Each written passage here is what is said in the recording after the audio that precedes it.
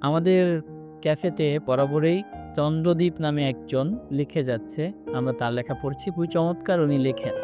তো আজকেও তার লেখা না পড়ে থাকতে পারছি না। আমি একটু পড়তে চাই। তো সেটা হচ্ছে যে উনি লিখেছেন, "চিরকাল সত্য শোনার মধ্যেও বিতৃষ্ণা আসে। তুমি না হয় খানিকটা মিথ্যে বলো। বলো পৃথিবীর থালার মতো চেপ। কখনো সংগঠিত হয়নি রক্তক্ষয়ী দুটি বিশ্বযুদ্ধ। হিরোশিমা নাগাসাকিতে কখনো ফাটেনি অ্যাটম বোম। বলো গণতান্ত্রিক দেশ বাংলাদেশ, কিংবা বলো ইহুদিরা মুসলমানদের পরম বন্ধু। ভারতবর্ষ কখনো কলোনাইজড হয়নি ব্রিটিশদের দ্বারা।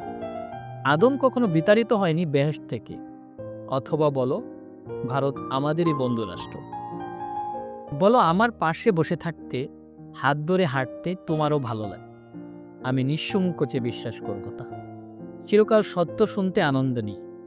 তুমি বরং একটা মিথ্যেই বলো, বলো তুমি আমাকে ভালোবাসো।"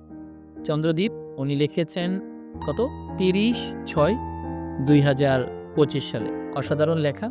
তার জন্য শুভকামনা। আপনারাও যদি পাগড়ির অনুভূতি বক্সে কিছু লিখে যেতে চান, আমরা মাঝে মাঝেই পড়তে চাই।